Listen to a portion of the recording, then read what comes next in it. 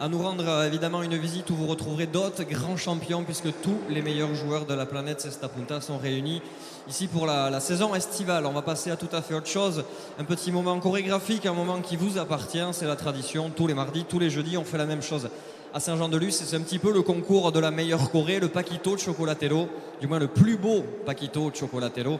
On va voir si ce soir vous êtes en canne et si vous êtes chaud, messieurs, dames, vous le connaissez sans doute. Rien de très compliqué, on va vous accompagner sur la musique. La musique va démarrer. Les enfants du club de l'Océan Saint-Jean-de-Luz et notre mascotte vont vous montrer un petit peu la chorégraphie. Rien de particulier. On va voir si ça marche ce soir pour cette première finale de la saison. On peut lancer la musique. Thomas, s'il te plaît, c'est parti. Allez, on va commencer. Notre mascotte va vous le montrer. À lever tous, messieurs, dames, les bras bien haut, les deux bras. On lève tous les bras. C'est parti. Allez, allez. Et sur le rythme de la musique, vous allez vous balancer de gauche à droite. Gauche, droite. Parfait, on maintient le cap. Sur la rythmique de ce petit début de musique, on reste pareil. C'est pas mal ce soir. Pas de problème majeur d'arythmie apparemment. Ça va, ça va, ça va. Allez, on reste, on garde le cap.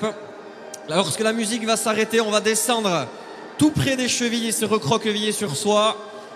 Allez, on descend, on attrape les chevilles, messieurs, dames, on descend, on descend, on descend. Et sur le rythme de la musique, on se balance en arrière, on fait du bruit. Allez! Hey! Hey! Hey! Allez, on va vous entendre, Saint-Jean, faites du bruit! Hey! Hey! Allez, on donne tout ce qu'on a, encore, encore, encore! Hey! Allez, plus fort, Saint-Jean, allez! Hey!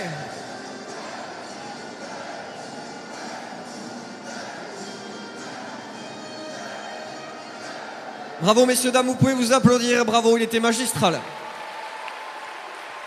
Il était magistral, ce Paquito, pour cette première finale de la saison. Allez, on va vous diffuser sur les écrans le teaser des internationaux édition 2022 qui retrace un petit peu l'histoire de la Cesta Punta, hein, le professionnalisme du côté de la Floride jusqu'à ce tournoi aujourd'hui, ce tournoi majeur des internationaux de Cesta Punta. Sur vos écrans, le teaser des internationaux 2022.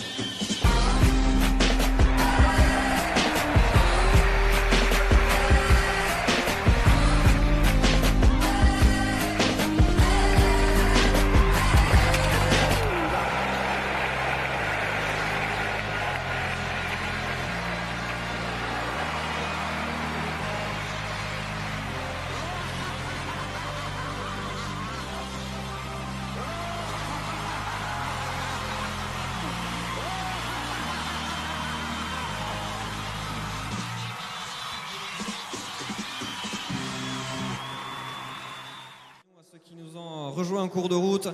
J'espère que vous êtes bien installés. Toute l'équipe des internationaux est très très heureuse de vous accueillir pour cette première finale de la saison. Finale Master numéro 1 qui nous tend les bras dans quelques secondes. Avant de vous présenter les grands champions qui vont se bagarrer ce soir, on va vous présenter quelques-uns de nos partenaires majeurs des internationaux ainsi que nos juges de partie. Merci de les accueillir et de les applaudir.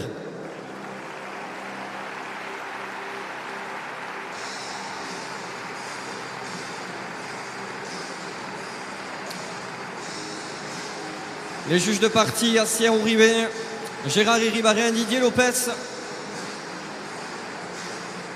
qui auront à charge de juger cette première finale. Et ce soir, deux partenaires majeurs nous rejoignent, les équipes de Pernod Ricard avec Vincent Feidel et les équipes de Sud-Ouest avec Carole Benta, que l'on peut applaudir s'il vous plaît. On a des retardataires. Une fois n'est pas coutume, ce sont des officiers de l'armée pakistanaise qui nous rejoignent sur la cancha, que l'on peut applaudir également s'il vous plaît. Très heureux de les accueillir parmi nous pour sans doute cette première soirée Cesta Punta pour eux. Allez, nos partenaires sont sur la cancha. On va pouvoir donc passer aux choses très sérieuses et vous présenter les acteurs majeurs de cette soirée, de cette première finale. On le disait, avec un duel énorme qui nous attend. Ce soir, c'est une opposition franco-espagnole, une fois n'est pas coutume, sur la cancha lusienne pour cette première finale de la saison. On va tout d'abord, messieurs, dames, avant de vous les présenter, faire un maximum de bruit pour les joueurs professionnels, s'il vous plaît. Allez!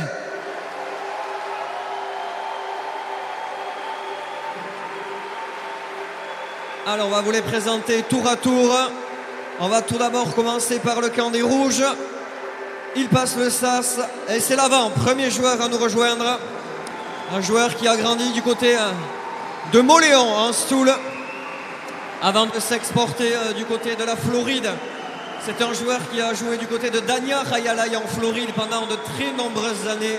L'un des joueurs majeurs du tournoi. Superbe attaquant à l'avant, Kevin Iturria. Deuxième joueur à venir nous rejoindre, membre de l'équipe de France. Un joueur qui a grandi du côté de l'Olarois de Guétari. Il est l'un des meilleurs arrières au monde, mobile, véloce, au sommet de son art. On est très très heureux de le retrouver parmi nous pour cette première finale à l'arrière en rouge, Nicolas Etcheto.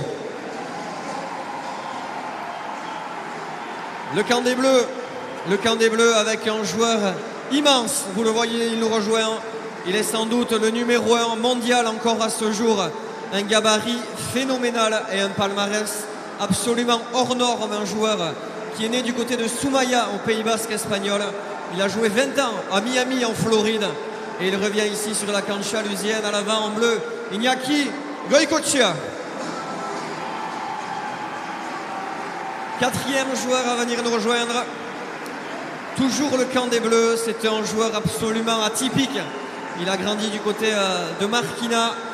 Il est issu des qualifications, c'est une belle histoire ce joueur. Il s'est qualifié lors du Master Series. Il s'est envolé professionnel du côté des Philippines et de la Floride. Il revient ici, Yon Savala.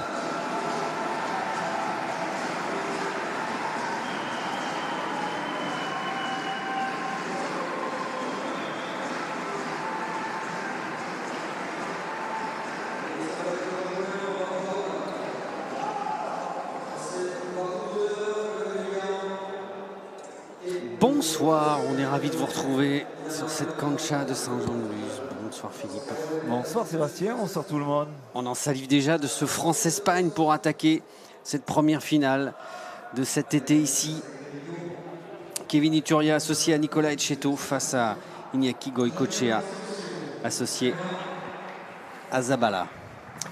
Très très belle affiche, on peut le dire, avec en plus des demi-finales qui ont été de haut niveau. On voit que l'empreinte des internationaux marque ces joueurs, puisque d'entrée de jeu, tout le monde veut déjà gagner des points et se qualifier pour la finale, et puis surtout essayer de mettre son petit nom dans la plaquette des internationaux à la fin de ce slam.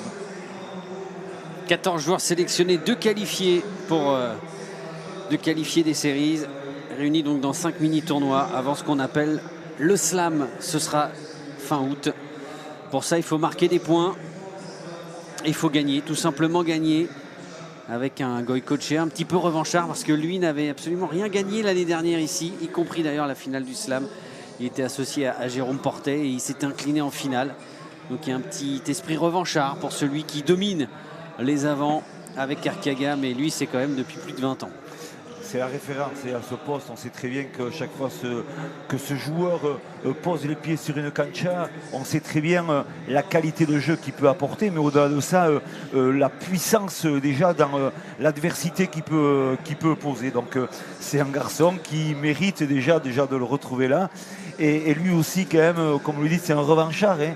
C'est pas un garçon qui aime sortir d'une cancha en laissant une mauvaise impression de lui. Donc ce soir, il aura envie de démontrer très certainement qu'il est encore une fois de plus à la hauteur de l'événement. Avec des conditions de jeu qui sont très particulières ce soir, parce que c'est vrai qu'il fait très chaud ici à Saint-Jean-de-Luz. Il y a un taux d'humidité qui est au-dessus des 70%. Pour l'instant, ça se maintient. Mais ça va rendre les conditions de jeu bien difficiles. On a d'ailleurs décrété effectivement qu'en milieu de chaque set, il y aurait une pause fraîcheur.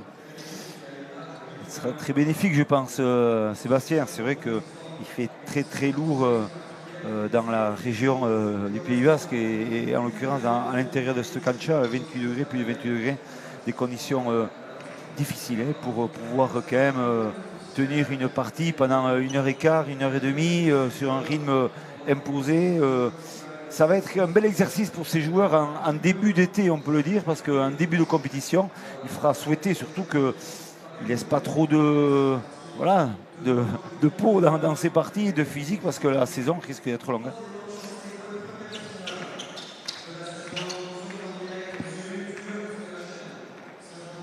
Les lunettes pour Ion Zabala, qui découvre cette cancha de Saint-Jean-de-Luz.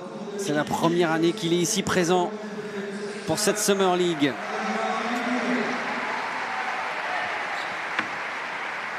Allez, c'est parti pour cette première finale de cet été.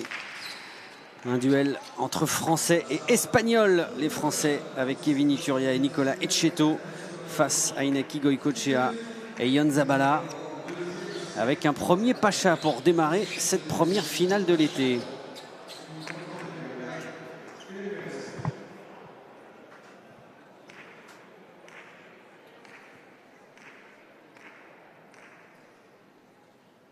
Kevin Iturria pour buter.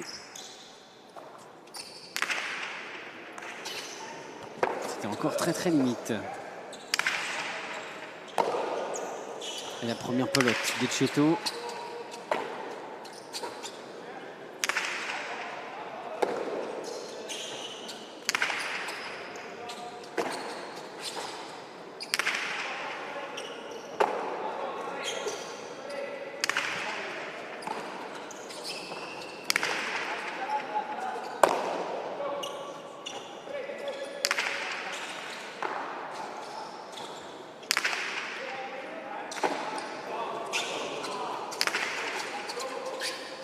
Les premiers points déjà très longs pour les organismes.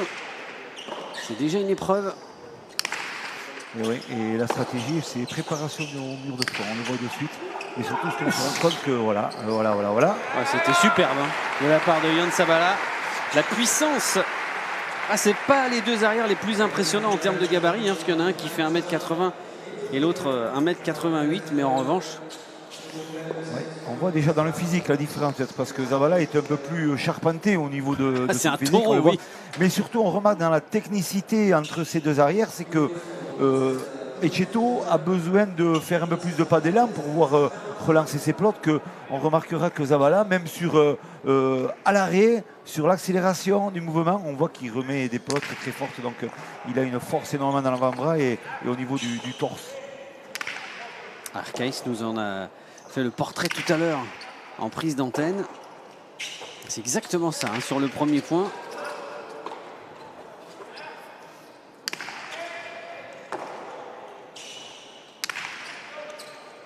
Il a mis un petit peu de temps lors de la demi-finale à prendre ses repères. C'est vrai que c'est une cancha qu'il découvrait, mais en revanche, derrière, une fois qu'il a été réglé, il a été très bon. À cette fois, il n'a pas réussi à contrôler cette pelote. Un partout.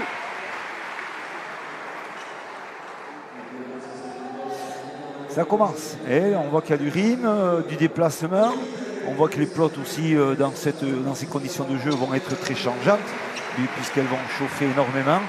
Voilà, ça va demander un peu de la compréhension et ça va demander aussi de l'aptitude à vouloir faire de la variation sur des coups. Donc ce jeu va être très intéressant.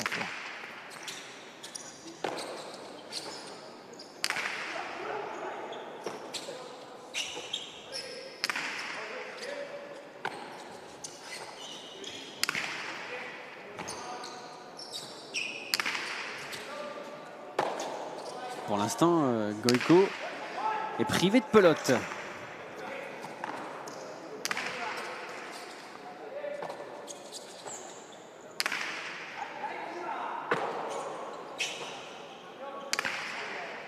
Ah, ça, c'est une de ses premières. Ouf. Ça va monter très très haut. Ituria et Sabala qui s'est loupé derrière. C'est un peu enflammé par la suite, c'est vrai. Donc il faut qu'on fasse attention à ça. Mais surtout, c'est vrai, comme vous dites, on voit l'extension au botte au rideau après le rebond. Et là, il cherche à poser un raderet sur la droite, mais il n'était pas du tout dans l'équilibre du corps et dans l'assise au niveau des jambes, au niveau du sol. Donc c'est compliqué de pouvoir frapper une pelote correctement. Il est déjà énormément sollicité. Oui. Yohan Sabala dans cette entame de finale. 2-1 pour les Rouges.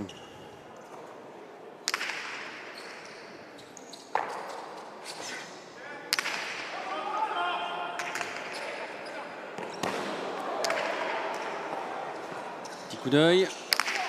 Ça va très vite et ça a été touché par Kevin Ituria. L'égalisation.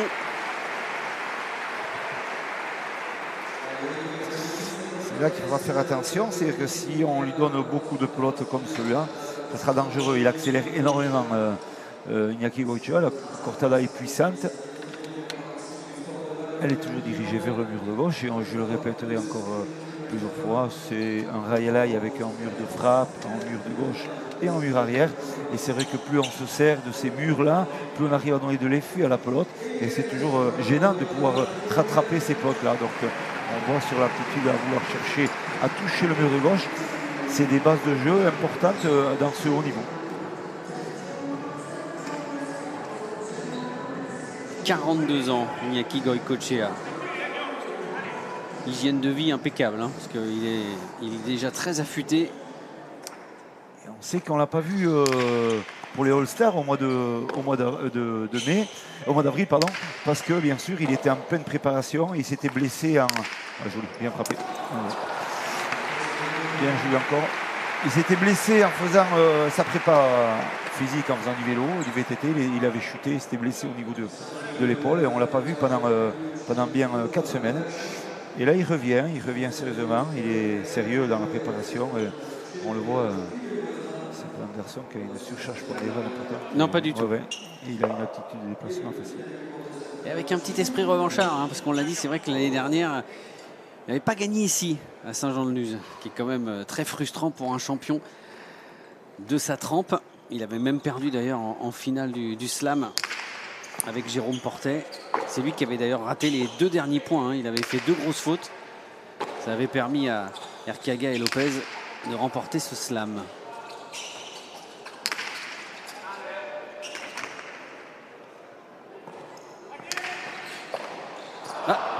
Petite faute de gant de Kevin Ituria. 4-2 alors qu'il menait 2-1. Voilà, c'est ça. Surtout, on le voit très bien. La stratégie des Bleus, au départ, on voit en arrière, en l'occurrence, Yohan Sabala, excusez-moi, qui est en train de lutter à l'arrière. Mais là, on voit que la pelote commence à chauffer un peu. Donc, on s'appuie sur le rebot. Et quand on est en avant, comme Goicoechea, qui a de la qualité technique, il n'y a aucun problème par rapport à ça. Il arrive à ajuster des coups. Et c'est gênant de venir défendre sur ces pelotes-là. Et c'est rien en cours pour l'équipe bleue.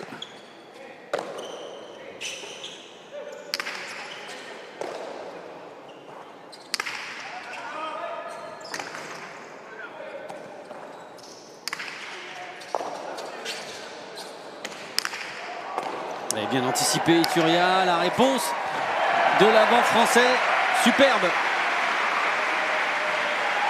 Et il était temps de réagir pour ces Rouges qui reviennent à 4-3. Voilà, on voit déclenchement de mur de la droite par-dessus l'épaule.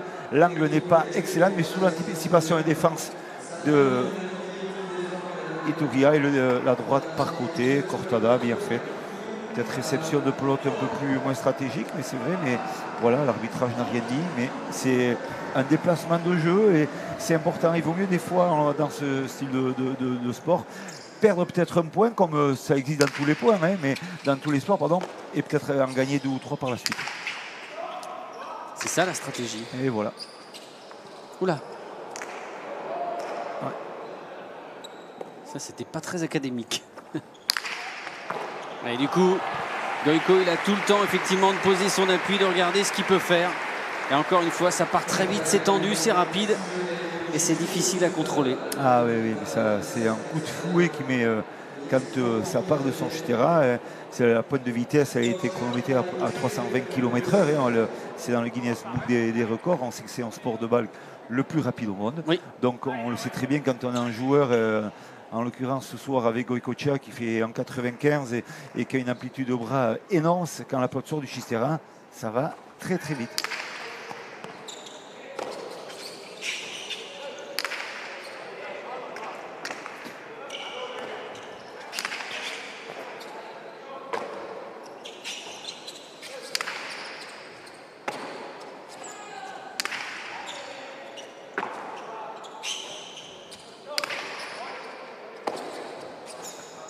Il ne prend pas trop le temps de contrôler la pelote. Voilà, on voit que ça va vite dans la façon d'attraper et de frapper.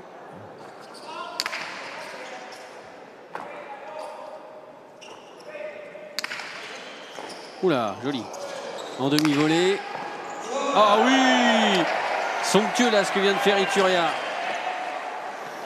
Et la remise de Sabala. Et on refixe très loin, c'est très bien touché. C'est très très bien réalisé de la part de Kevin Ituria.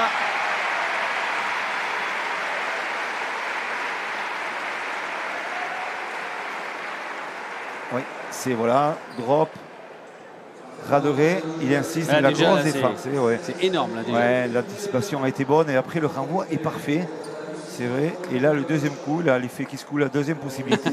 Et là, il cherche en jouant par-dessus l'épaule à lober carrément Zabala. Et là, c'est un tchitchak. La pote touche le sol, le mur arrière et ça retombe au sol. Ça, c'est le coup parfait. Très, très bien joué de la part de Kevin Ituria. On sait qu'il est capable de fulgurance ici. Hein. Il l'a prouvé notamment l'année dernière en remportant 2 Masters. Il avait remporté la première finale aussi. Le Master 1 et le Master 3. Le Master 1, il était avec Aldasabal. C'était face à Barandika et Lopez. Et le Master 3, là, il était avec Emmanuel Lopez. Oui, c'est ça. Et voilà, ces petits rouges qui reviennent au score. Hein, donc, en profitant un peu de 2-3 erreurs, mais surtout en étant présent. Hein, il faut se dire aussi que des fois, il faut laisser passer un peu la tempête pour pouvoir s'asseoir sur une stratégie de jeu. Et on voit... on joue un peu Goicoechea, peut-être le maître des lieux ce soir, il faut faire attention, mais peut-être aussi ce sera payant sur la suite, puisque on sait qu'il commence à avoir un petit âge avancé. C'est vrai que s'il a beaucoup de rythme de jeu, est-ce que ça peut servir aussi sur la suite? Cette faute de gants de Nicolas Etcheto, alors que les rouges étaient effectivement dans une bonne dynamique. 6-5 pour les bleus.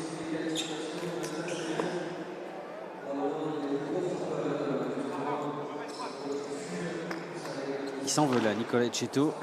On l'a entendu plusieurs fois râler. Il s'excuse aussi auprès de son partenaire.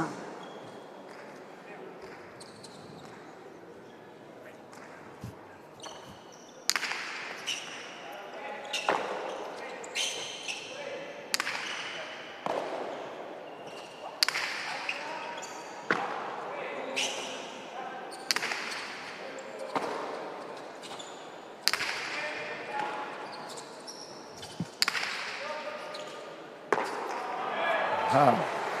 Petit cadeau aussi, bien sûr, de la part de Sabala. Faute directe, faute de réception. Attention quand même de la part de ce garçon, mais la partie ne fait que commencer. On est à 6 partout. Belle ambiance hein, dans un Royal Live bien garni. 1100 spectateurs ce soir.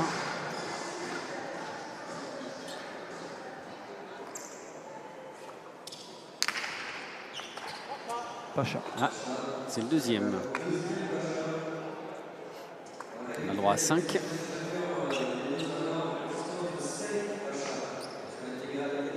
Oui. C'est net. Il n'y a rien à dire, c'est Pacha. Mais on voit la stratégie des rouges en revenant dans la préparation du jeu. On voit que les rouges ont compris quand même que la personne à qui il faut mettre le plus la pression, c'est à cet arrière bleu qu'on voit au fond, Zavala. Donc il va falloir quand même l'acculer un peu sur du fond, lui envoyer des potes un peu compliqués pour essayer d'avoir un peu la maîtrise du jeu.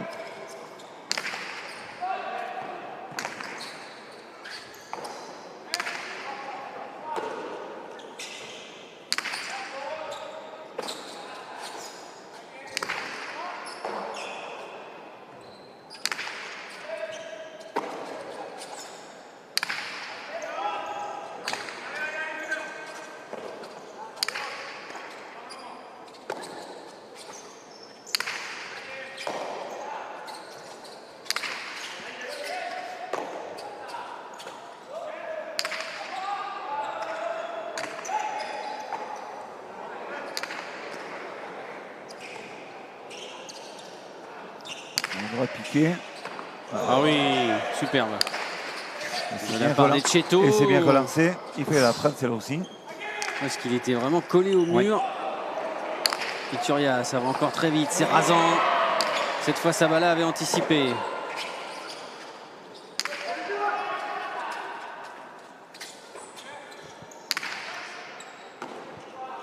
Point très long. Hein. Ah, il mériterait leur pause fraîcheur là. C'est sûr.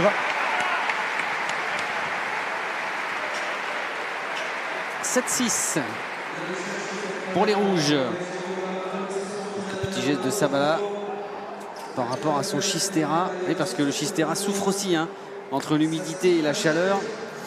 C'est des conditions particulières. Hein. La grosse chaleur, ça abîme tous ces osiers, ce Chistera qui est tout fait à la main, qui est un osier châtaignier. Donc il faut faire attention à tout ça. Et ça lui change un peu la courbe, l'ouverture du Chistera, ça abîme aussi les pailles, ça bouge un peu plus dans tous les sens, puisque c'est du beau qui lit, hein, automatiquement. Donc dès que ça sent la chaleur, c'est pas trop bon.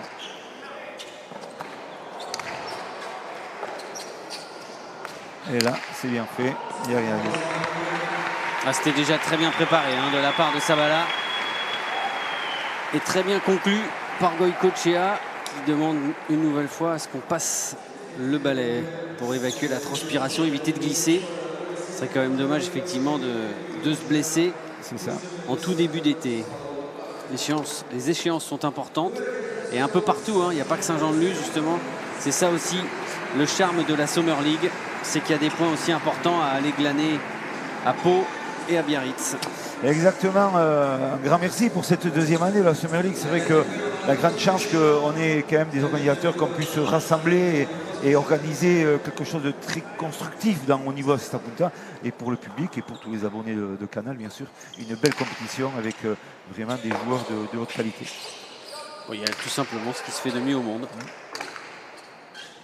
Vous parliez des risques de glissade, messieurs, mais sachez que justement, Iñaki Goicoechea reste sur un événement un peu compliqué lors de la demi-finale, puisqu'il s'était fait mal justement sur une glissade au dernier point de la deuxième manche. Il avait joué la troisième manche que sur une jambe, donc il reste sur un souvenir assez douloureux et il ne voudrait pas justement compromettre le reste de sa saison aujourd'hui.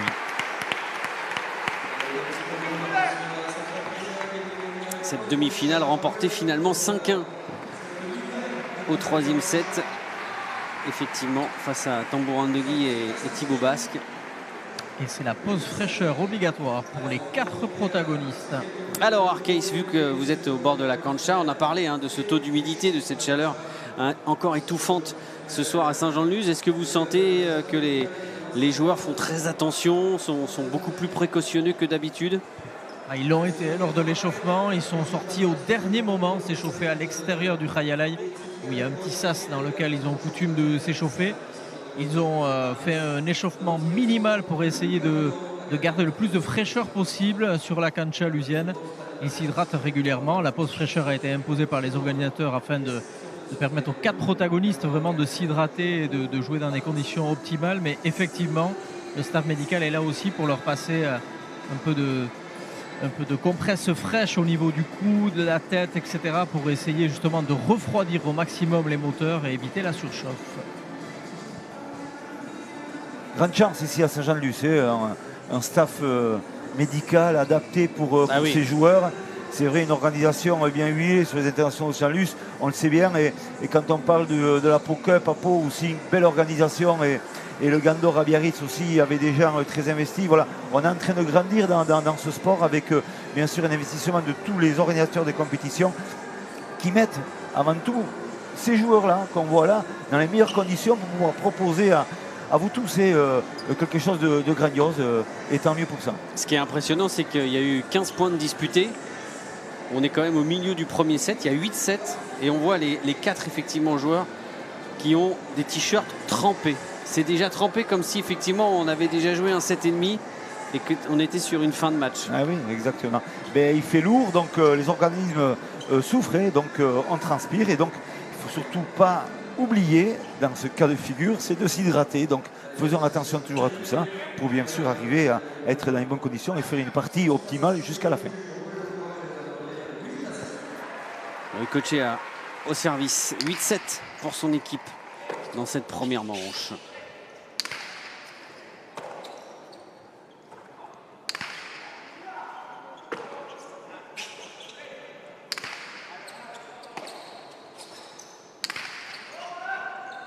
Oh là, quelle défense!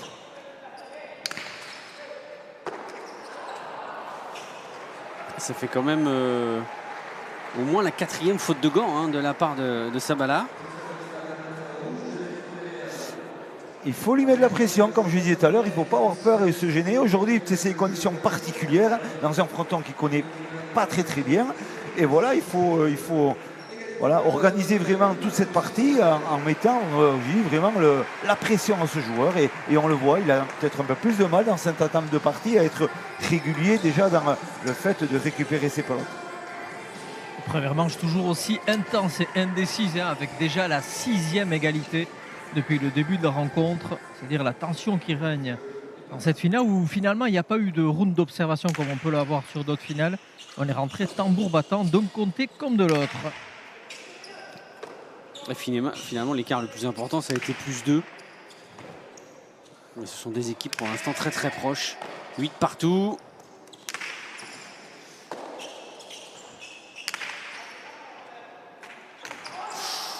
Il a suivi. Ouais. Kevin. Et heureusement, Etcheto n'avait pas touché la pelote. Il l'avait raté, mais pas touché. Ah, cette fois, il la manque. Les arrières qui, pour l'instant, commettent des fautes de gants. Oui, c'est pas leur habitude, effectivement, d'en faire autant. Mais c'est vrai qu'aujourd'hui, voilà, est-ce que l'humidité un peu ambiante, est-ce que vraiment la pression qui est là-dedans ce soir provoque ces fautes à ces joueurs qui sont quand même assez habiles d'habitude? Il y a de la pression quand même. Il faut... Oui, c'est une finale. C'est la France-Espagne, c'est voilà, plus de 1000 spectateurs ici à Saint-Jean-de-Luz, des conditions particulières. Voilà, on sent que c'est le début du championnat, mais bon, on est dans une vraie compétition. Un France-Espagne en... Oh là, c'est bizarre là ce qu'il a tenté là, Zabala. Oui. Un France-Espagne en Cesta Punta, c'est un peu comme un France-Nouvelle-Zélande au rugby ou un France-Brésil au football. Exactement. Et je peux vous dire qu'on est suivi partout. Et de l'autre côté, côté espagnol aussi, tout le monde regarde, tout le monde suit. Il y en a beaucoup ce soir aussi ici à Saint-Jean-de-Luz. Voilà, ça devient vraiment une vraie compétition annualisée avec cette Summer League. Et c'est les moments incontournables du haut niveau. Vous parliez des deux arrières, qui jouent en quelque sorte une répétition générale aujourd'hui aussi, puisqu'ils se retrouveront samedi pour la finale du Master de Guernica, l'un contre l'autre. Puisque Nicolas Etcheto jouera avec son compère Jean Olaran et Yon Sabala avec Alitz Erkiaga. Donc c'est le moment aussi aujourd'hui pour essayer de marquer un peu son adversaire et prendre un ascendant psychologique sur le reste de la saison. Et Sabala Erkiaga à Arcais qui avait déjà remporté en février le tournoi de Guernica. Exactement, le Winter Series de Guernica qui avait lancé la saison 2022, remporté à juste titre donc par Sabala Erkiaga, qui refont le duo justement à Marquina face à Etcheto Laurent. Donc une très très belle finale et une nouvelle confrontation dont vous parliez tout à l'heure entre ces deux arrières qui se craignent et qui laissent beaucoup de plumes lors de cette première manche avec ce rythme effréné. Et là il y a faute, la pelote elle a touché le haut de la bâche de la part de Nicolas Etcheto, et c'est vrai que là il râle encore. Attention, on sent que vraiment ils veulent enlever énormément cette pelote à cet avant bleu, Goicoechea, donc on prend des risques sur la hauteur pour bien sûr l'envoyer le plus impossible, mais c'est vrai qu'on faute puisqu'il y a des lignes à respecter, des endroits, des hauteurs à respecter, donc attention. Et voilà. Ah, il la touche. Il voulait absolument la récupérer en demi-volée, Kevin Iturria, et ça lui échappe et il le touche. 11-9, plus 2. Ça faisait longtemps qu'il n'y avait pas eu un tel écart. Et peut-être au meilleur moment pour les Bleus, parce que comme vous le disiez, le plus âgé des quatre, c'est Goicoechea. 42 ans. Il a eu un coup de mou lors de la demi-finale en deuxième manche. Donc, à n'en pas douter, il va faire le maximum pour essayer déjà de se mettre à l'abri dans cette première manche, pour avoir en quelque sorte un bonus au cas où ça se passe un peu moins bien tout à l'heure. Oui, parce que même si vous perdez, si vous réussissez effectivement à ravir une manche, vous gagnez quand même un point. Et les calculs sont précieux. Il n'y a pas de petits points. Tout compte. Lors des 2 dernières saisons, il y a même un poste qui s'est joué au goal average. Donc c'est dire que tous les points comptent sur les canchas, que ça soit ici à Saint-Jean-de-Luz, à Pau ou à Biarritz. Il souffre, Nicolas Etcheto, là, dans cette fin de première manche. On sent surtout que Iñaki Goicoechea est bien installé dans cette partie, dans ce fronton. Il donne de l'accélération sur les coups, sur les rebonds de pelote. Donc c'est sûr que le placement est compliqué, mais c'est sûr aussi surtout que plus la pelote elle vient vite, plus des fois c'est compliqué de la rattraper. Iñaki Goicoechea qui voue une affection particulière pour ce fronton dans lequel il avait débuté. Il était tout jeune, il n'était pas encore connu lorsqu'il avait démarré ici sur la cancha lusienne. Et lors de nombreuses interviews ici ou là, il a toujours clamé son amour. Et justement, que son fronton préféré était celui de Saint-Jean-de-Luz. Donc, raison pour laquelle il était extrêmement déçu l'an dernier d'avoir perdu l'ensemble des finales qu'il avait jouées sur cette cancha. Il y en a un qui ne clame pas son amour, Arcaïs, c'est Nicolas Etcheto pour cette première manche. Mais alors, pas du tout. Attention à lui qui ne sorte pas de la partie en perdant quand même pas mal d'énergie depuis quelques minutes où il râle beaucoup. Et il reste surtout sur 2 grosses fautes de gants. Ouais, même 3. Et ça fait 3 maintenant. Attention, justement, c'est ce qui peut parfois faire défaut à Nicolas Etcheto. Il faut absolument qu'il essaye de se remobiliser. Malheureusement, Kevin Iturria ne lui parle pas beaucoup. Et attention à Nicolas Etcheto, justement, de ne pas perdre trop d'énergie et de rester centré sur son devoir. 14-9, pelote pour remporter ce premier set pour Goicoechea et Sabala.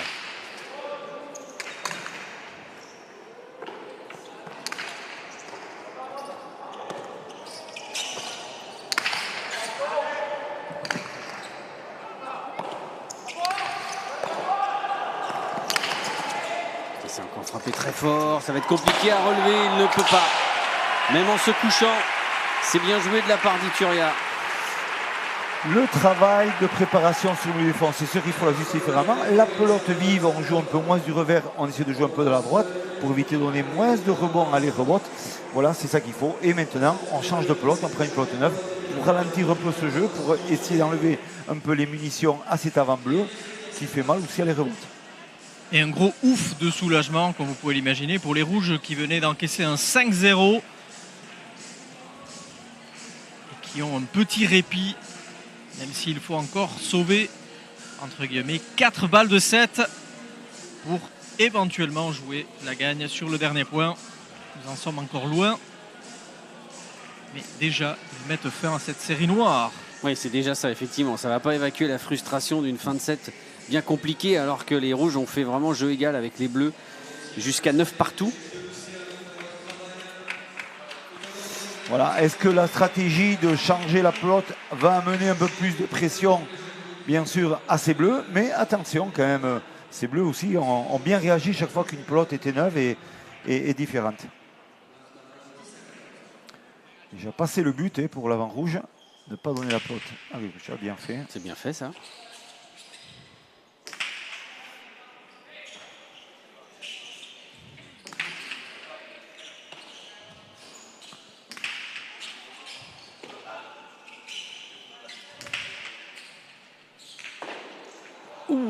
encore une faute de gant. Oui. Cette fois, c'est Yann Sabala.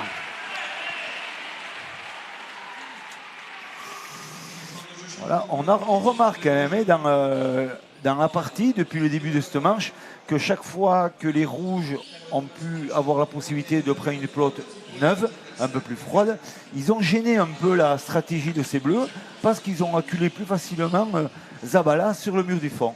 Donc peut-être profiter aussi d'avoir cette lucidité, de pouvoir aussi changer cette pelote. Alors est-ce qu'il aurait été surpris par le rebond avec peut-être effectivement un petit peu d'humidité qui aurait accéléré la pelote? Aussi, c'est peut-être un des ingrédients aussi de sa non-réussite à la réception, mais il faut dire aussi que le choix de pelote est important.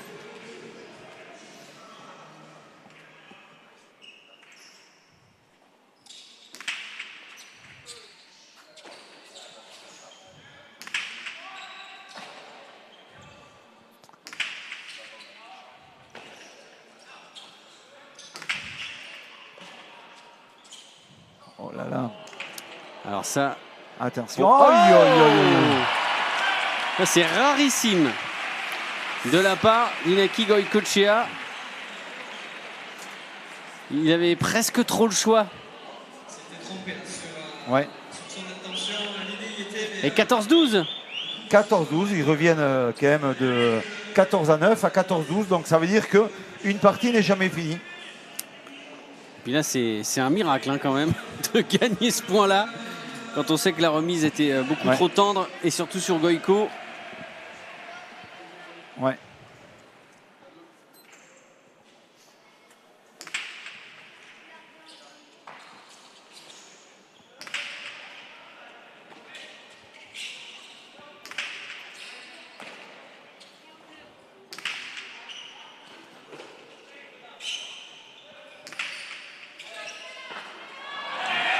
Il n'y arrive pas, hein, il n'y arrive pas en coup droit.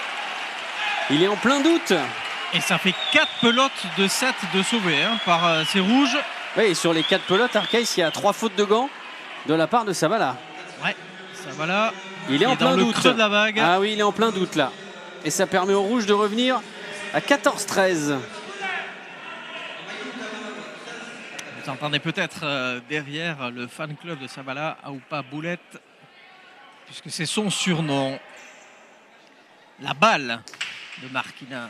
Oui, parce que depuis le début de la finale, on pourrait l'écrire en français, hein, Boulette.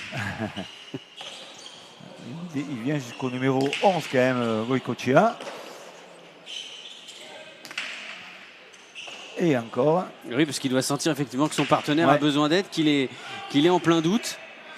Ah, il ne veut surtout pas lâcher cette manche, Goicoechea. Je vous le vous disais, dire il a qu'il va toujours un coup de mou en deuxième manche. Il va essayer d'abréger assez rapidement la partie s'il peut. Ouais, mais ça, c'est pour Ituria. S'il peut.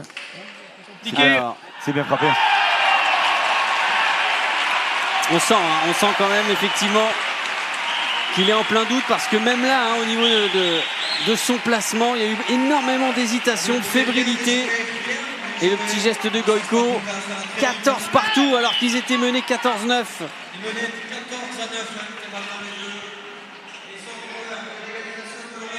Sabala qui est calqué un peu sur ce qui est arrivé il y a quelques minutes à Nicolas Etcheto. C'est vrai. Nicolas Etcheto a su se relever au meilleur moment. Et là, ça va se jouer sur un coup de dé.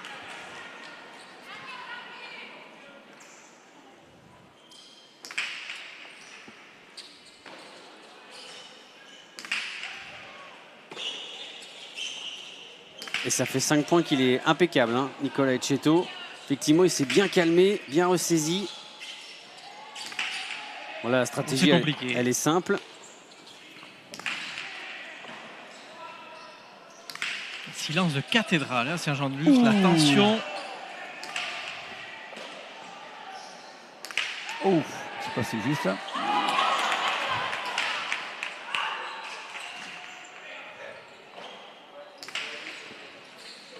Oh, oui, c'est pas la prince.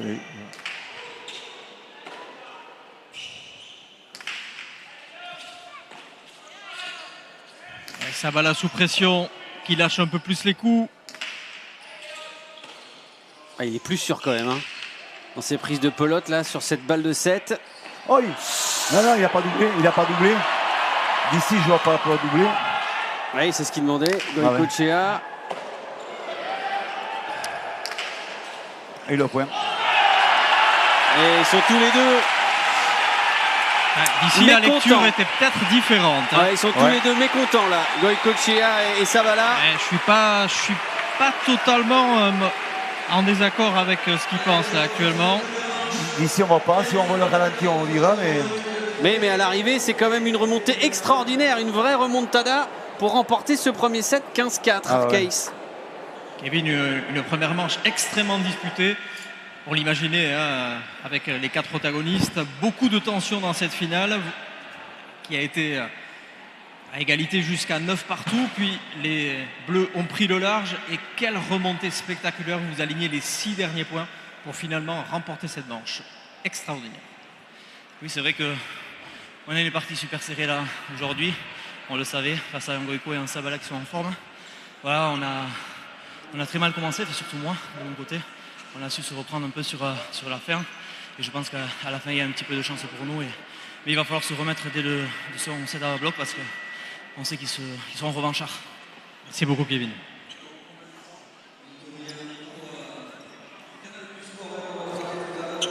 C'est sûr qu'ils vont être revanchards. Ils sont déjà bien remontés après ce qui s'est passé. Là, ils contestent quand même cette dernière balle de 7.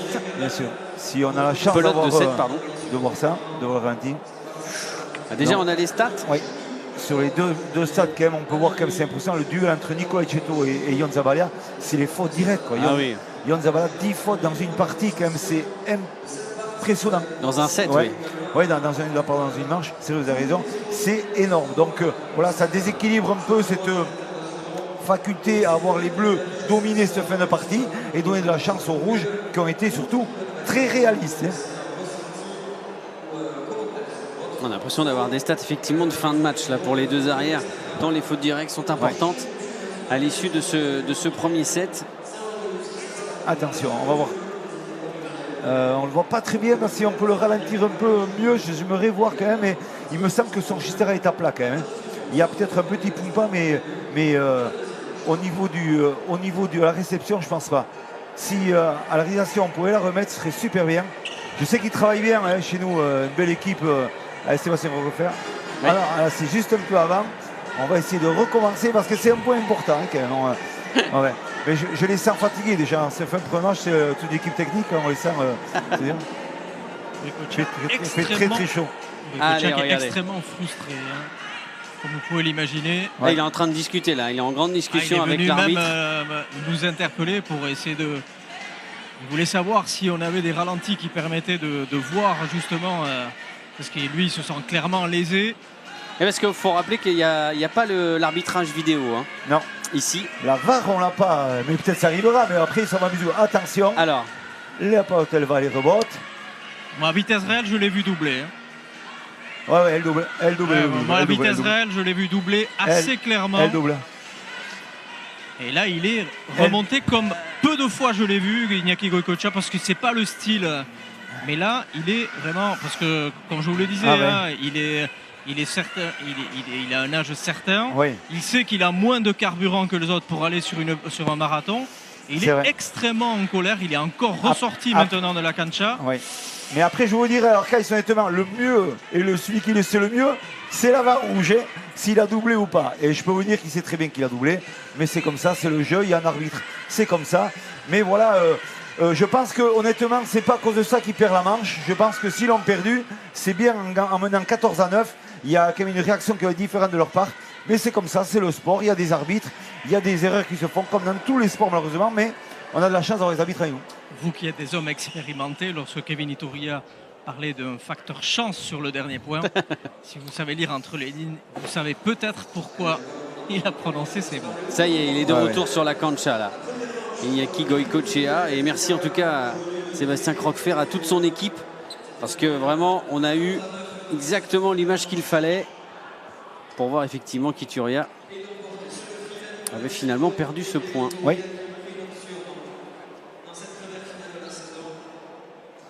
Alors, est-ce quand même l'expérience fera qu'il va très certainement être plus résigné à être concentré en cette partie?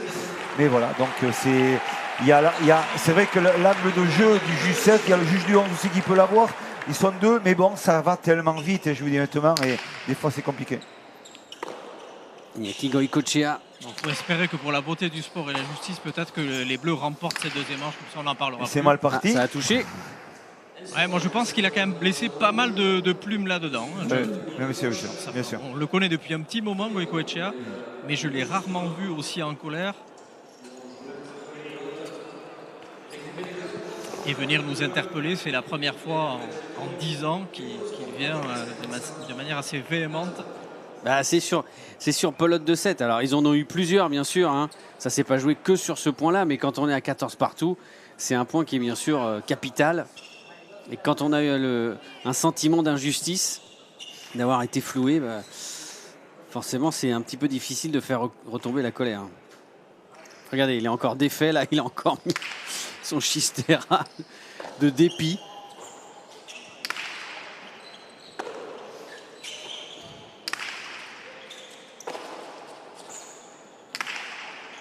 D'autant que Philippe vous le dira, hein, c'est vraiment pas le style du bonhomme d'être le plus mauvais joueur du circuit. Il y en a d'autres qui sont beaucoup plus habiles que ça.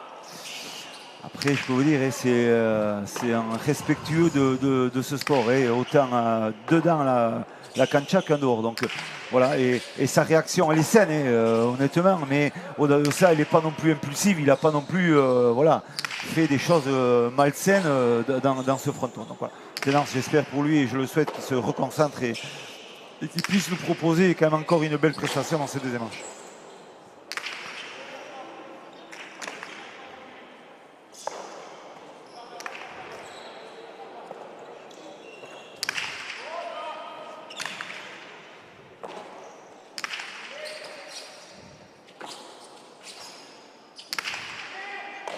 Oh oui, avec l'appui sur le mur. Ça va être compliqué, mais il s'en sort bien, ça va là. Et 2.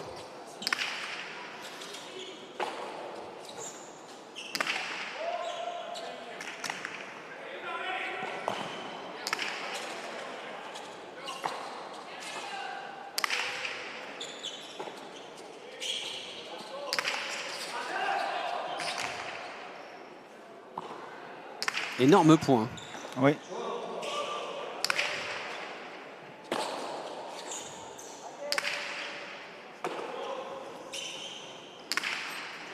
Cheto qui va faire travailler. Ça va être dur à relever. Oh, il l'a fait tranquille.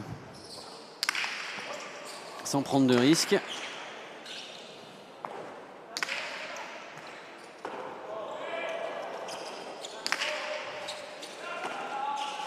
On a déjà décidé finalement de se mettre dans le rouge dès le deuxième point de ce deuxième set. Et c'est finalement Ituria qui craque. Énorme point pour revenir à un partout. Pour revenir seulement à un partout.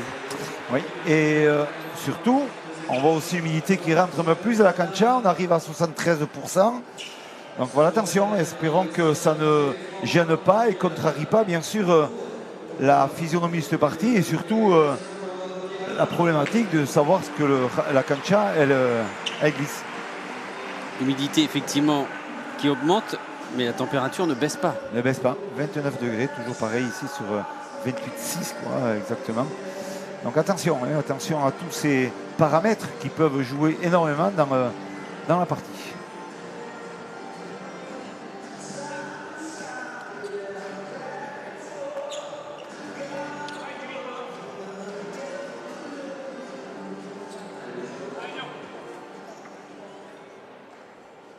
Regard noir de Goicoechea. Après, s'il arrive à se servir de cette colère pour être encore meilleur. En tout cas, ça aura émoussé un peu la communication avec son arrière, puisque depuis le début de la deuxième manche, ils ne se parlent plus. Là, il avait anticipé. Et Cheto aussi, bien solide sur ses appuis.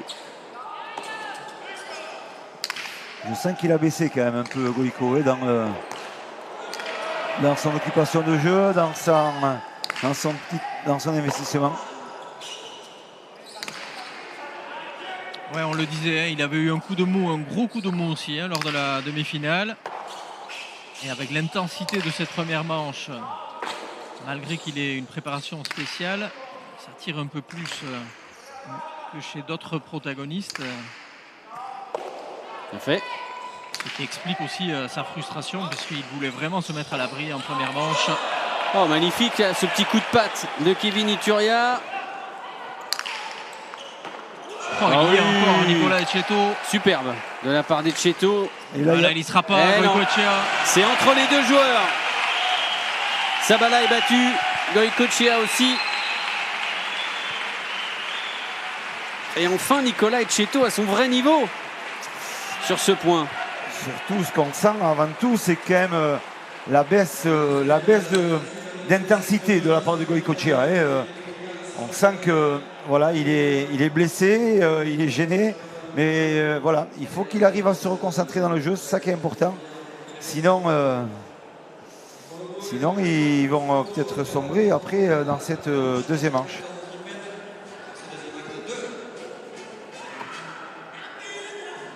Bouche ouverte, hein. Yann Sabala, qui pour l'instant d'ailleurs sur les 3 premiers points du deuxième set ne commet pas d'erreur. Il est revenu quand même aussi à un bon niveau de concentration, d'application.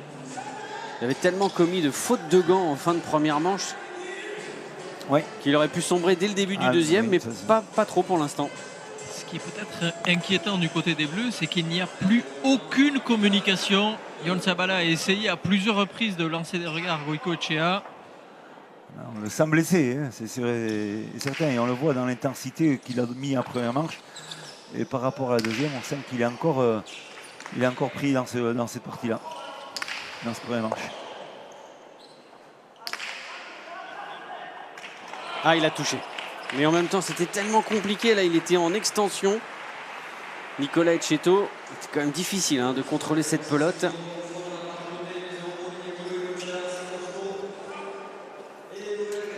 On cherche aussi un petit peu d'air hein, dans les tribunes. Ouais. Ça va, Arkeis, au bord de la cancha? Disons que je ne joue pas sur la cancha, donc c'est déjà un avantage. Non, parce qu'on voit quand même que... Mais je peux vous dire qu'il fait très, oui, très chaud. C'est ce qu'on a vu dans les tribunes. Non. Pacha de Goicoechea. Après Arcaï, si ça peut vous rassurer, nous aussi, nous avons très chaud, je peux vous dire ici.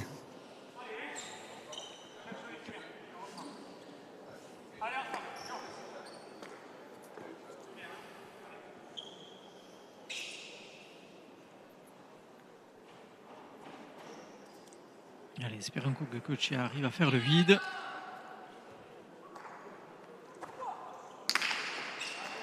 Il a l'air petit à petit de revenir au moins psychologiquement dans le coup. Mais c'est ce que vous disiez tout à l'heure. Il a quand même beaucoup trop de respect pour sa discipline pour, entre guillemets, balancer. C'est pas du tout dans son esprit. Ouais, ce qu'il sait aussi, c'est qu'il ne va pas pouvoir faire encore beaucoup de saisons à ce niveau-là. Et donc, du coup, vous le disiez déjà revanchard par rapport à l'an dernier. Donc, pour lui, évidemment, tous les points comptent pour tout le monde. Mais pour lui, encore plus, puisqu'il est plus proche de la fin que du début. Voilà, il n'y sera pas. Oui, non, mais Sabala non plus. Trop court. Il a doublé. Vous avez vu le geste de Goicoechea comme en disant celle-là, tu l'as vu quand même. Ouais, ça chambre un peu quand même. Après, c'est pas du tout dans le même cadre de renvoi. C'est vrai que ce renvoi de les rebotes compliqué, elle arrive tendue, elle est vite. Il faut se jeter. Il y a plein de critères qui font que dans le jugement de l'arbitrage, c'est toujours difficile.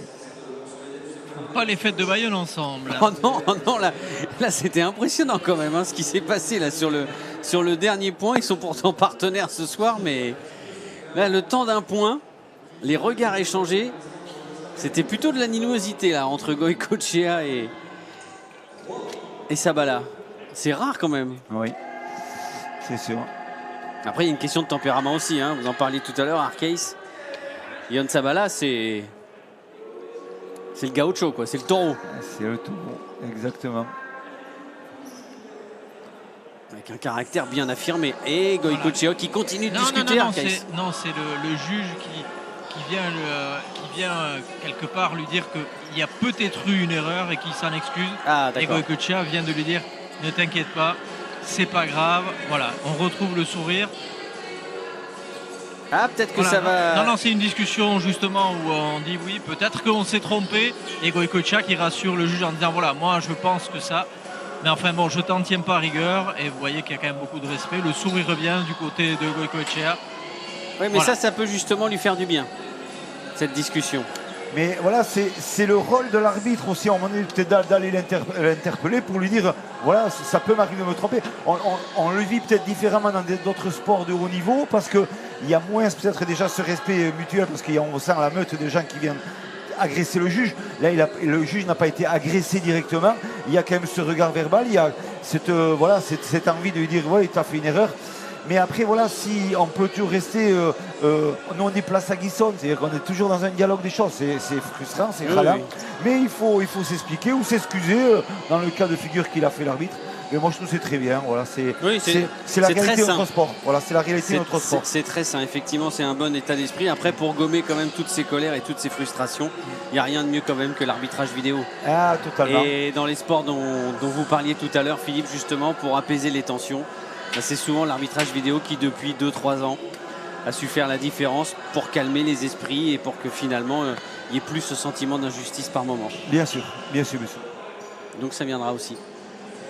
On est un sport de haut niveau, donc c'est très bien comme on en est. Il va falloir se mettre à la page de tous les autres sports et arriver à se définir aussi grâce à ça. Parce que les arbitres ont le droit aussi de commettre des erreurs. Surtout à cette vitesse-là, parce que vous avez parlé tout à l'heure d'une pelote qui est capable d'aller au-delà des 300 km/h. Donc imaginez pour l'œil humain comme il est bien difficile de juger par moment.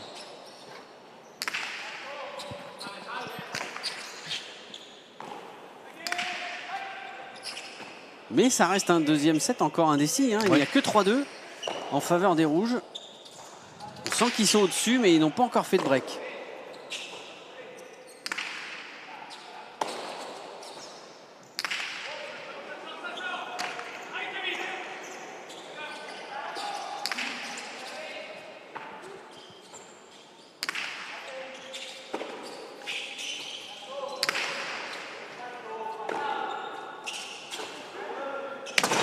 Non.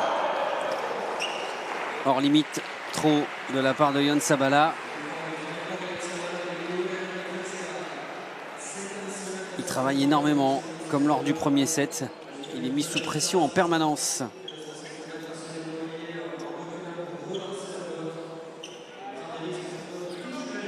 Je vous le disais aussi dans l'entame de cette partie, l'âge de Goïco, la fatigue par rapport à ce temps, fait que Goïco, on le voit un peu moins, malgré le problème qu'il y a eu en fin de pré-manche, mais dans le jeu, on le voit moins. Donc bon, est-ce qu'il s'est éteint naturellement ou il y a d'autres problèmes qui sont arrivés sur lui et on voit Zabala qui n'arrive pas non plus à faire la différence lui-même. Non, puis on sent Sabala qui essaye de trouver un petit réconfort du regard qu'il n'a pas non plus de la part de son partenaire. Exactement, c'est exactement ce qui se passe depuis le début de la manche. Il essaye à chaque fois d'essayer de trouver un réconfort avec le taulier qu'est Goïcoechea, mais celui-ci ne répond pas. Ah, pourtant, il avait anticipé. Il était sur la pelote. Et là, l'équipe des Bleus semble cassée. L'élastique semble rompu entre les deux compères.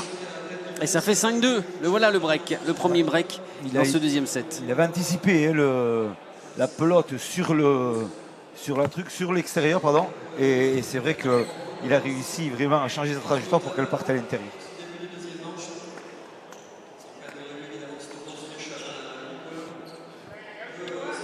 Avec un petit regard qui vous était adressé quand même, Philippe, de la part de Goïcoechea. Oui. J'y arrive pas ce soir. Voilà, c'était tout à fait amical. Bien sûr. On se connaît assez, donc voilà, il sait très bien que il n'aura pas du réconfort ou de la tactique à lui transmettre, ça certainement pas. Mais bon, juste un regard.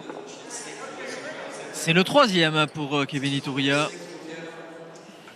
Il lui en reste 2.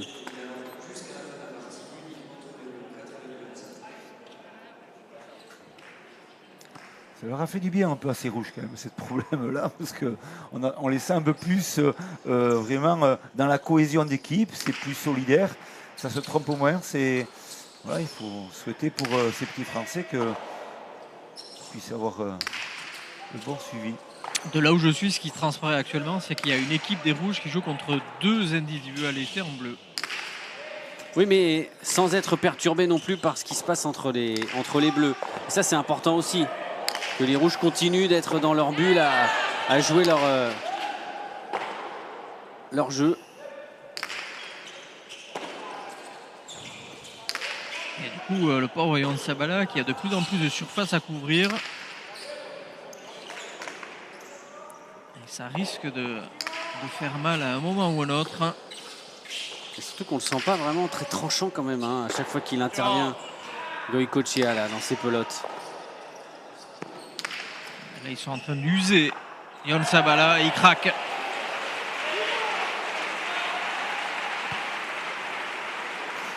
Il joue 95% des pelotes là, Ouais, ce deuxième set. C'est ça. Et on voit un tempo demandé de la part de Iñaki Goycochea.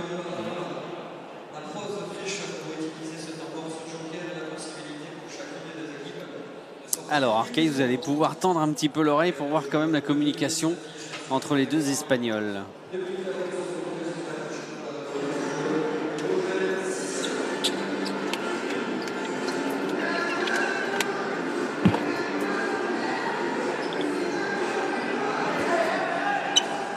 Et pendant ce tempo, on va quand même vous redétailler cette Summer League. 14 joueurs déjà qualifiés, plus 2 vainqueurs des séries. On a 4 masters ici à Saint-Jean-de-Luz avec des demi-finales et la première finale ce soir de ce Master 1. Il y aura aussi un classement, les 4 meilleurs avant et les 4 meilleurs arrière. Bien sûr, les 8 meilleurs seront donc qualifiés pour le slam qui se disputera fin août ici. Magnifique compétition. Et oui, et je peux vous dire qu'on part sur des bonnes bases depuis ce Master 1. On voit très bien l'acharnement de tous ces joueurs, la qualité de jeu. Voilà, tant mieux, ça peut être que la réussite de cette Summer League. Arcaïs. Ah bah Arcaïs il discute en fait avec Goycochea. Donc il va nous raconter ça après. Bien sûr. Il profite de ce capot.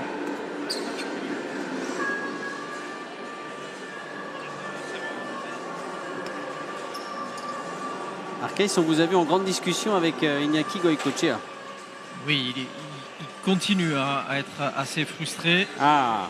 Il continue à être frustré. Il m'a dit ça donne envie d'arrêter. Ah quand même, d'accord. Et bon, je me suis permis de lui dire t'es plus grand que tout ça, donc continue ce que tu sais faire de mieux et voilà, essaie de passer outre. Il y aura des jours meilleurs. Sage conseil, bravo Arcaïs. Et on est reparti après ce tempo. Faut que je fasse 6-2. office de mon métier de temps en temps. 7-2 désormais pour l'équipe rouge qui s'envole. Tête basse quand même, hein. La démarche lente. On a l'impression que les épaules pèsent 1000 kilos. Non mais il n'y est plus, clairement. Lors des 2 minutes, ils se sont à peine échangé quelques mots avec Yon Sabala. Et tout le reste du temps, c'était c'est pas possible. Voilà, il était un peu en boucle sur ça, Iñaki. Malheureusement, je pense que ça va lui coûter la partie.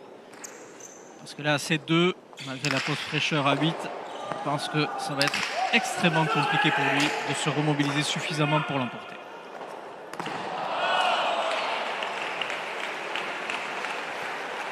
La petite erreur de Kevin Iturria. Et surtout, on ne le sent pas non plus à chaque fois très inspiré quand il a la pelote. Il n'en a pas beaucoup à jouer, c'est vrai, dans cette deuxième manche, mais pour l'instant, ce qu'il fait reste très neutre. Ah, tout à fait, mais voilà, c'est clair, net et précis. Il est sorti de la partie, ça se voit, c'est flagrant. Moi, je suis peut-être un peu déçu de ce comportement parce que moi, j'aurais été derrière et je serais son entraîneur à un moment donné. Je lui aurais vite fait comprendre qu'il faut continuer, qu'il faut qu'il arrête je dirais pas son petit caprice, parce que en fin de compte, c'est des choses qui arrivent dans le sport. Et malheureusement, quand on est un grand champion, eh bien, on réagit en étant beaucoup plus agressif et en essayant de démontrer que voilà, on s'est trompé et montrer son jeu. Parce que là, il montre plus ce qu'il sait faire, quoi. Et puis on parle quand même d'un point à 14 partout, mais il faut quand même rappeler qu'ils ont mené 14-9. Exactement, et comme je vous le dis, c'est pas là qu'il a perdu la partie, ils l'ont bien perdu avant. Donc la manche plutôt, pardon. Donc il faut être réaliste, il faut peut-être dur, peut-être en tant qu'entraîneur, c'est comme ça que je vais réagir, mais c'est un message que je vais passer à tous les joueurs.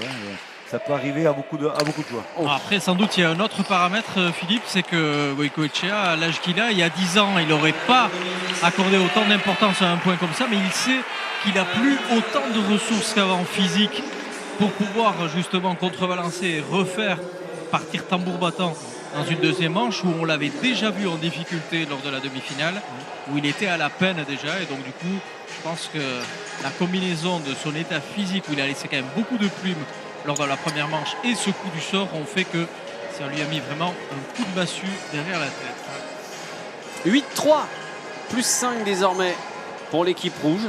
Tranquille, sereine, tout en contrôle.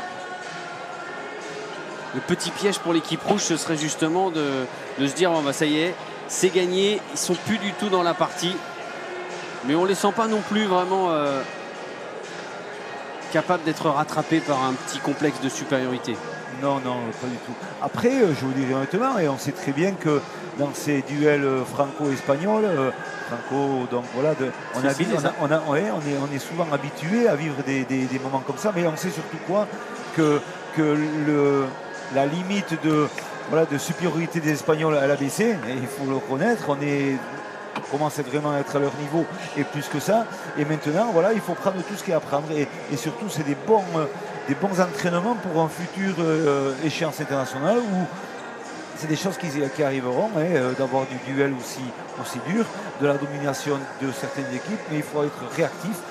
Et la réaction, ils l'ont eu parfaitement, ces rouges, en étant peut-être opportuniste grâce à peut-être une erreur, mais au-delà de ça, il faut quand même enchaîner une deuxième manche avec de la qualité, et c'est ce qu'ils font, et ils continuent à mettre la pression sur l'adversaire. Et moi je dis, tant mieux, travaillons sur ce jeu-là, et soyons réalistes dans la facilité comme tu disais, peut-être une victoire ce soir. Vous voulez dire que c'est de bon augure, par exemple, à Biarritz, fin octobre? Moi je peux que me réjouir pour les championnats du monde. Quand je vois des joueurs de haut niveau et des membres de l'équipe de France, parce que Kevin Iturria n'a pas été pris dans la sélection effectivement, mais c'est un joueur qui a participé à la dernière Coupe du Monde, qui a appris aussi de ces échéances internationales où on a souffert à Toluca dans un contexte particulier avec les Espagnols, et je leur ai dit dernièrement au dernier rassemblement qu'on a eu, voilà, c'est des choses où il faut être réactif, être beaucoup plus agressif, et surtout ne pas se laisser endormir par un système. Et là, je suis content d'avoir de la réaction comme ça. Voilà. Avec pour l'instant une nette domination de ces Français en rouge dans ce deuxième set, 8-3. Et Sabala qui a un petit peu perdu la mire aussi.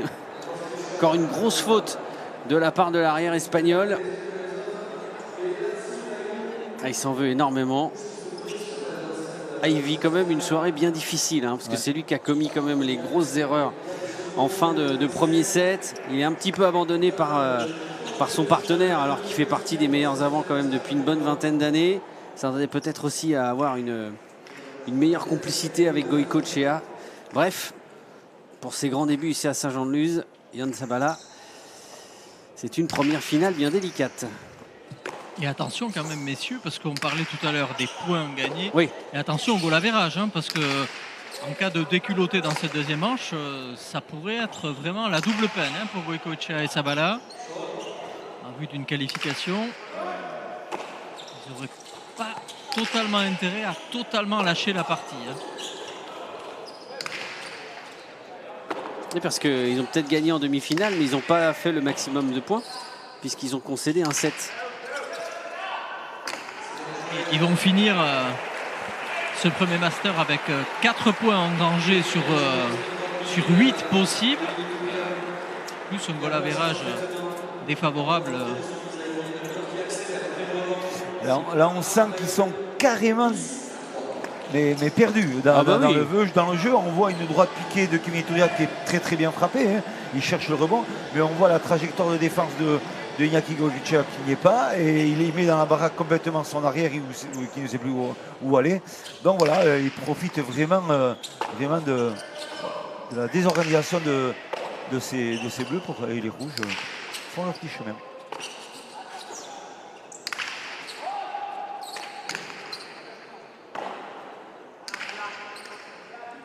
On sent globalement aussi que le niveau de jeu et l'intensité n'est pas du tout la même que lors de la première manche. Non plus. C'est-à-dire que l'équipe rouge, désormais, entre guillemets, peut se permettre de mettre juste la pelote dans la cancha sans aller chercher de coups d'éclat. En roue libre, tranquille. Et encore une fois, en misant aussi sur la faute adverse. Et elle arrive. Et c'est encore Sabala.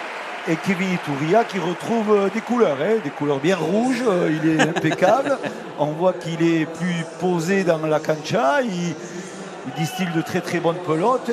Voilà, ça fait plaisir de le retrouver à ce niveau-là. Mais c'est vrai que voilà, facilité un peu par des bleus plus restreints à un jeu de... Je sais pas comment on peut complètement ça. résigné. Ouais, Complètement résigné. Là, Résigné, franchement, il n'y a pas de... Exactement. Ça se voit. En plus, Goycochea, il fait bien comprendre à tout le monde, effectivement, qu'il n'a plus qu'une envie, c'est que le match se termine et aller vite sous la douche. Ouais, je pense que c'est ça. Et d'ailleurs, ça a même bien refroidi le public. Hein. L'atmosphère du public, ouais, c'est vrai. Ouais, c'est vrai. Alors, 4e Pacha de Kevin Iturria.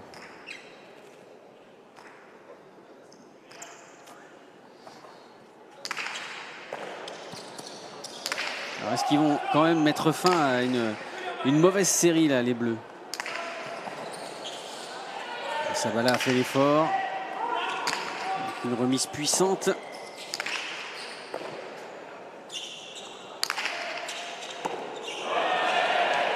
Bien fait ça, Nicolas Etcheto, bien placé. Ça, c'est bien frappé.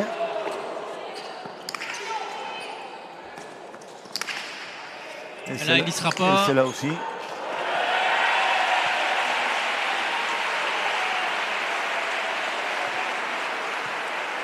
« 12-3 ». Eh, là, les Bleus, ils sont déjà sur le chemin retour. Hein. Ça, ils ont déjà posé. Je pense que leur véhicule est en marche et ils sont déjà abusés, comme on dit très bien. Est-ce que vous pensez, messieurs, que Yon Sabala, il est un petit peu aussi en colère après Goycochea?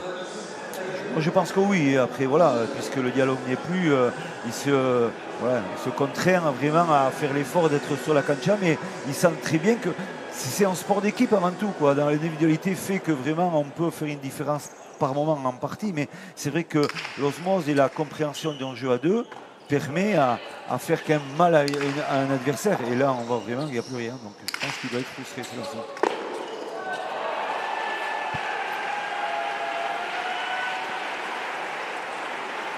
Plus 10 désormais. Et surtout un 10-1 encaissé par les Bleus. Puisqu'on était à 3-2, nous en sommes désormais à 13-3. Donc énorme trou d'air pour cette équipe des Bleus. Complètement disloquée depuis un bon quart d'heure maintenant. Et les Français à 2 pelotes d'un premier titre.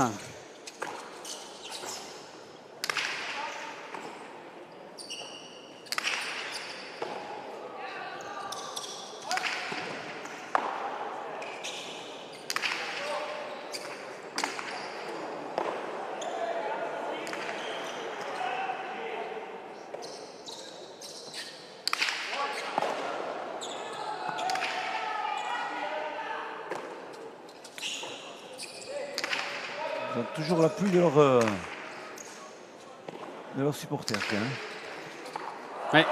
Enfin un point remporté par les Bleus. Oui, comme je le disais tout à l'heure, attention au goal average. À la fin de la saison, ils pourraient s'en rappeler autant que le dernier point. Ils se sont enfin échangés 2 mots. Mais non, mais... Lors de la pause fraîcheur, les deux compères sont sortis de l'enceinte du Rayalay, dans le sas dans lequel ils ont l'habitude de s'échauffer justement. Et Yon Sabala a un peu récriminé, assez gentiment quand même, Goicoechea en lui disant tu ne peux pas t'arrêter sur ce point. Goicoechea lui a répondu tu parles facilement. D'accord. Donc il l'a quand même bien remis à sa place. Eh ouais. C'est jamais facile non plus de voilà. D'avoir un dialogue, c'est toujours bien d'avoir un dialogue, c'est important, mais au-delà de ça, c'est vrai que voilà, il faut trouver les justes mots pour remotiver un coéquipier, hein, c'est sûr, mais bon. Et le Pacha de Goicoechea. En même temps, ce qu'a dit Zabala était plutôt juste et pas très déplacé non plus. Hein.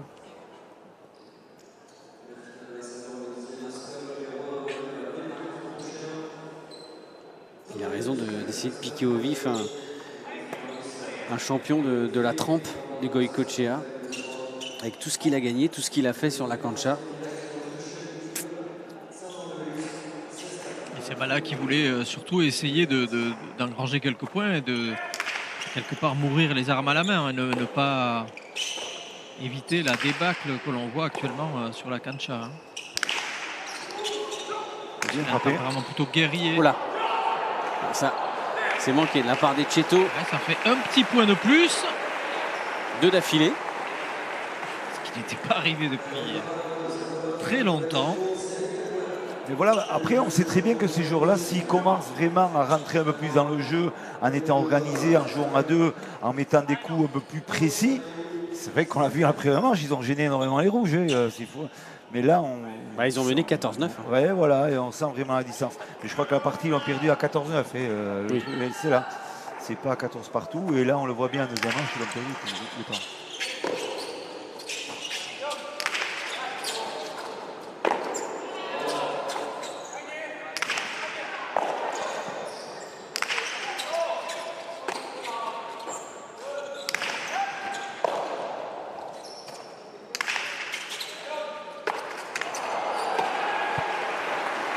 Et voilà. Pelote de match, 14-5 pour les Français face aux Espagnols.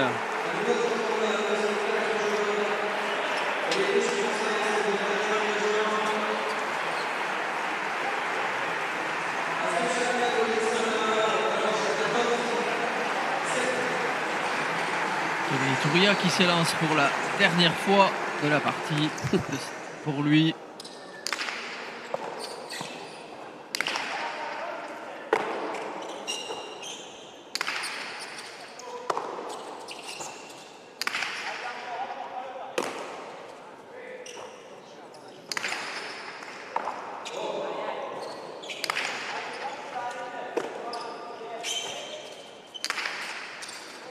Elle est bonne. Ah. C'est bien arraché là, ça va là. En s'appuyant sur la vitre. Il a failli partir avec la cabine. Non, il ne peut pas la contrôler. Et la victoire de Kevin Iturria et Nicolas Cheto dans ce France-Espagne tant attendu. Victoire en 2 manches des Français. Ils peuvent avoir le sourire. Eux ont été à la hauteur de ce rendez-vous, de cette première finale ici à Saint-Jean-de-Luz cet été. Avec une victoire 15-14, 15-5. Le Master 1 remporté par les Français Iturria et Cheto. Et ils ont vraiment été à la hauteur de l'événement. On va retrouver Nicolas Cheto. Nicolas, on le disait tout à l'heure, une première manche extrêmement accrochée, avec de nombreuses égalités. Finalement, au panache, vous réussissez à revenir dans la partie au meilleur moment, avec ce coup du sort lors du dernier point, qui déstabilise probablement aussi Iñaki Goicoechea, qui n'y était plus trop lors de la deuxième manche. Et finalement, c'était une balade un peu plus facile que ce que vous attendiez probablement dans cette deuxième manche. Ouais, c'est vrai que la première manche a été accrochée. On n'a rien lâché, comme quoi c'est le sport. Il faut jouer jusqu'à la fin. Voilà, ça nous a réussi. On s'impose 14-15. Et ensuite, dans la deuxième manche, on a réussi à passer Goico. C'est vrai qu'ils sont sortis un peu les dents. On a continué à jouer notre jeu sans forcément tenter plus. Ça nous a réussi. Voilà, donc ce soir, on est très contents. Au-delà de ça, sur le plan personnel, vous engrangez 7 points après la victoire en demi-finale et cette victoire en 2 manches lors de la finale. Donc du coup, après un Master 7 points sur 8 possibles en vue du classement général et de la fin de la saison, c'est aussi une très bonne façon de commencer cette saison 2022. Oui, c'est sûr. Chaque point va être important. Donc aujourd'hui, on a réussi à prendre un maximum de points. Il faut qu'on continue, que je continue sur le second master avec mon coéquipier. Voilà. Merci à Kevin et merci au public venu nombreux. Merci Nicolas, à bientôt. C'est une très belle opération hein, sur le plan comptable. Effectivement, 7 points sur 8 possibles. Voilà une très très belle opération en vue d'une qualification pour le slam. Ce sera fin août, mais au-delà même des points glanés. C'est vrai que les Français, eux, ont vraiment été à la hauteur du rendez-vous. Vous êtes un petit peu déçus par Goycochea. En revanche, pour Etcheto Ituria, c'est une très belle satisfaction pour les sélectionneurs de l'équipe de France que vous êtes. Ah mais tout à fait, on est toujours très fiers que les Français gagnent les Espagnols dans des conditions un peu particulières ce soir. Mais au-delà de ça, c'est quand même l'efficacité sur la longueur de la partie. Moi je dis, ils ne sont pas sortis de la partie, ils sont restés sérieux, efficaces. Et bravo à ces rouges. Merci Philippe, merci à Cakes de nous avoir fait vivre au bord de la cancha tout ce qui s'est passé durant cette soirée. Merci aussi à Sébastien Croquefer et à toute son équipe pour les ralentis, pour les belles images et pour nous avoir fait vivre une belle première finale cet été ici à Saint-Jean-de-Luz. Au revoir tout le monde.